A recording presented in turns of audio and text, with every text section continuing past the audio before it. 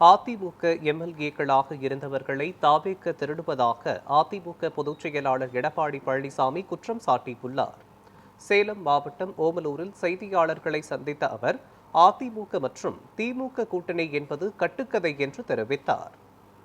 தமிழக வெற்றி கட்சியுடைய தலைவரும் தமிழகத்துடைய முதலமைச்சருமான திரு விஜய் அவர்கள் பேசுகின்ற பொழுது ஒரு கருத்தை சொல்லியிருக்கின்றார். அனைத்து இந்திய அண்ணா திராவிட முன்னேற்ற கழகமும் திமுகவும் கூட்டு களவாடிகள் என்று குறிப்பிட்டிருக்கின்றார். எவ்வளவு பெரிய வார்த்தை! அவர் வகிக்கின்ற பொறுப்புக்கு அது சரியா? சிந்திக்க வேண்டும். அவர் ஒரு முதலமைச்சராக இருக்கின்றார். எந்த வார்த்தையை பயன்படுத்த வேண்டும் என்று யோசித்து பயன்படுத்த வேண்டும்.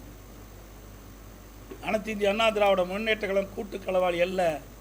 தமிழக வெற்றி கழக தலைவர் திரு விஜய் அவர்கள்தான் களவாளி. அனைத்து இந்திய அண்ணா திராவிட முன்னேற்ற கழகத்தின் சார்பாக போட்டியிட்டு இரட்டை சின்னத்திலே அவர்கள் போட்டியிட்டு வெற்றி பெற்றவர்களை குதிரை பேரத்தின் மூலமாக ராஜினாமா செய்து வைத்து, அந்த ராஜினாமா செய்த உடனே அவர் டிவிகேல சேர்த்திருக்கின்றார்களே, முதலமைச்சர் தான் எங்களுடைய வெற்றி பெற்ற வேட்பாளர், வெற்றி பெற்ற சட்டமன்ற உறுப்பினர்களை ராஜினாமா செய்து கட்சியிலே சேர்த்தவர் அவர்தான் களவாளி.